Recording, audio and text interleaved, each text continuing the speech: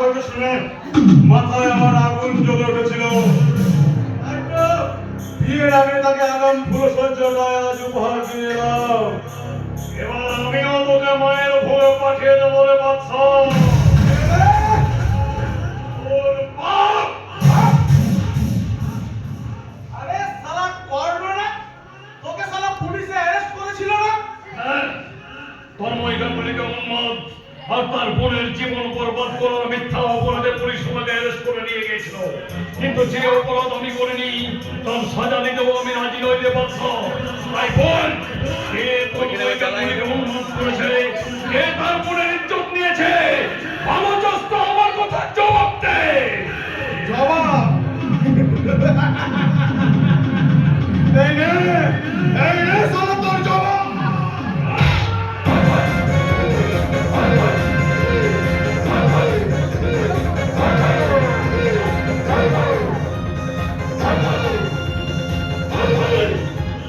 বলকে তন্ময় গাঙ্গুলিকে উন্মাদ করেছে। জানিস না?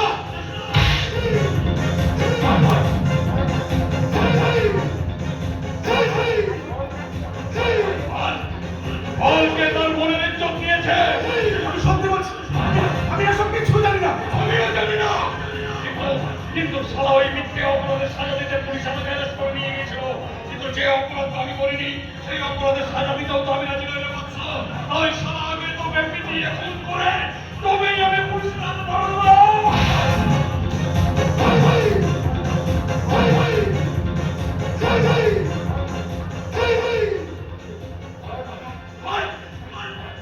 বল শালাকে তার বই গালে উন্মাদ করেছে, বল।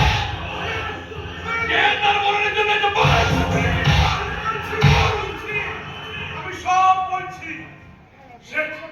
শেখ কিষান রায়ের আদেশে আমি আমি এই জঘন্য কাজ করেছি। গুরু, গুরু, আমি মহাপাপী, আমি মহাপাপ করেছি গুরু। এর জন্য তুমি আমাকে যা সাজা দিলে গুরু, আমি মাথা পেতে আমি যা শাস্তি দেবো তা তুই মাথা পেতে মেনে নিতে পারবি? পারবো গুরু, পারবো। তাহলে তাহলে সেই সর্পহারা কাজলকেই তুই বিয়ে কর। তুমি আমার শাস্তি দিলে গুরু। না না ভাই, তুমি আমার গলা টিপে খুন করলে। কেন কেন হয় না? কাজলের যে সর্বনাশ তুই করেছিস, এরপর কে কাজলকে গ্রহণ করতে এগিয়ে আসবে? কিন্তু আমার মতন একটা জানোয়ারকে নিয়ে কাজল।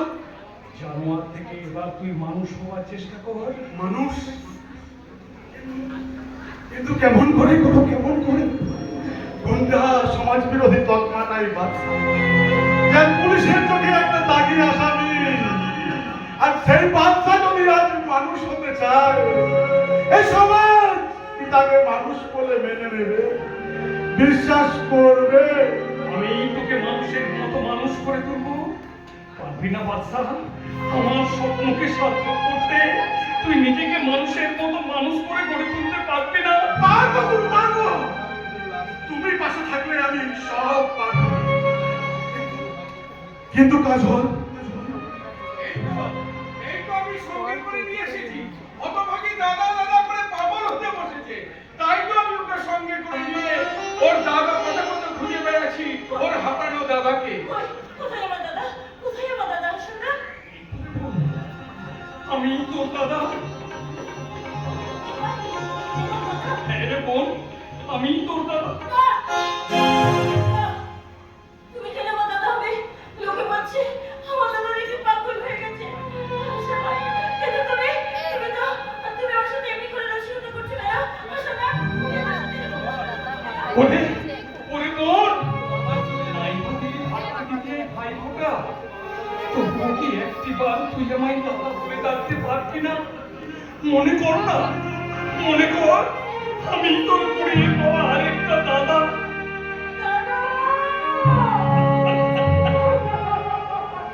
কাঁদিস নে রে বোন, কাঁদিস নে। তোর এক দাদা হারিয়ে গেছে তো কি হয়েছে? আমি তো আছি রে বোন, আমি তোর জীবন আবার নতুন করে গড়ে দেব, আমি তোর বিয়ে দেব। হ্যাঁ রে বোন, হ্যাঁ। যে বাদশা একদিন জানোয়ারের মতো তোর পবিত্র দেহ মনটাকে অপবিত্র করেছিল, সেই বাদশা বাদশাই এবার সত্যিকারের মানুষের মতো মানুষ হয়ে মান করে দেবে তোর মনের যত কালিমা। তাই তাই বলছি রে বোন, বাদশার সমস্ত অপরাধ ক্ষমা করে দিয়ে তুই তাকে আপন করে কাছে টেনে নে রে বোন। তুই অমত করিস না আপন করে কাছে টেনে নে। তুই অমত করিস না মহিন, তুই অমত করিস নে। অনুশোচনার অশ্রুতে বাদশার মনের সমস্ত কালি আজ ধুয়ে মুছে সাফ হয়ে গেছে। তাই আমার অনুরোধ, ওকে তুই মাফ করে দে।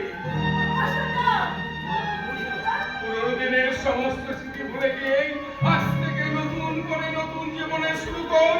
আর আমি খুদা আল্লাহর মেহেরবানির কাছে বলি, হে খুদা, আমার এই হিন্দু বহিনকে তুমি দোয়া করো খুদা, দোয়া করো, দোয়া করো।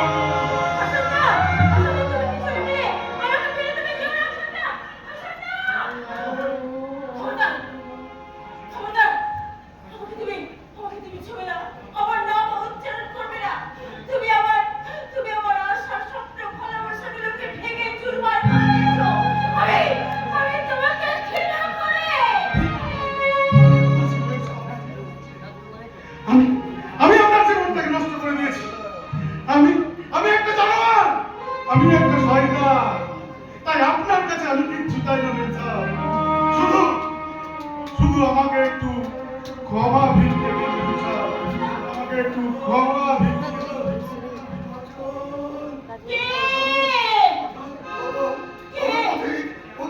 তোমরা আমার প্রিয়াকে দেখেছো, আমার লাঞ্ছিত কাজলকে দেখেছো, আমাকে বলো না, আমাকে বলো না, আমাকে ভালোবাসো না।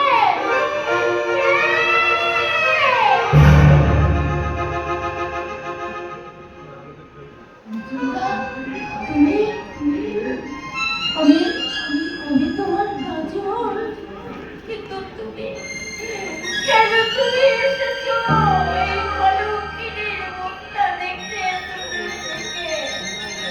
আমি তোমায় নিয়ে যেতে এসেছি কাজল। আবার আবার আমরা নতুন করে ঘর বানবো। তোমার ওই কালিমা সমস্ত মিটিয়ে দিয়ে তোমার স্মৃতিটা আবার নতুন করে আমি সিঁদুর পরাবো কাজল। আমার বিয়ে হয়ে গেছে। হ্যাঁ, আমি দেখছিলাম আমার স্মৃতিতে আমার স্বামীর দেওয়া কলঙ্কের কালো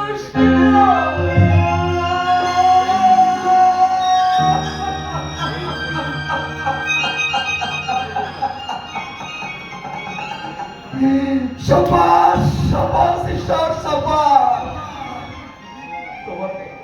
তোমাকে জানাই আমার কোটি কোটি প্রণাম ঈশ্বর, কোটি কোটি প্রণাম।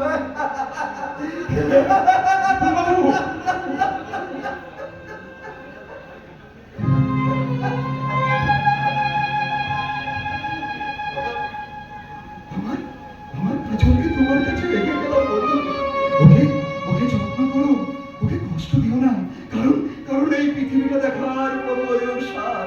ও অন্তত এই এই পৃথিবীর রং রূপ সৌন্দর্য দেখতে চাও। ওকে না, ওকে তুমি এই নীল আকাশের নিচে সোনালী রোদ্দুর মাখা সবুজ পৃথিবী দেখিও, তারার মালা সাজানো রাতের আকাশ দেখিও বন্ধু।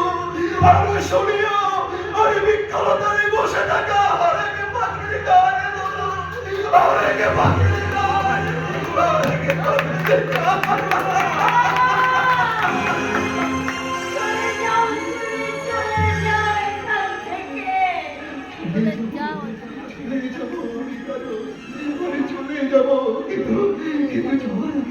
যাওয়ার আগে তোমাদেরকে আমি মন ভরে একটু আশীর্বাদ করতে চাই কাজল।